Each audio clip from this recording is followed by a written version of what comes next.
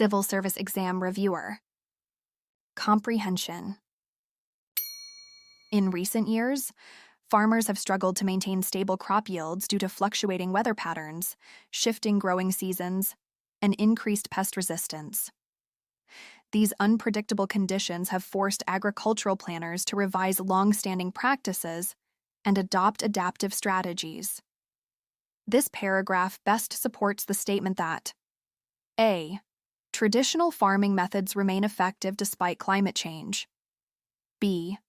Farmers are unwilling to change their practices. C. Environmental instability complicates agricultural planning. D. Pests are the sole cause of declining crop yields. The correct answer is letter C.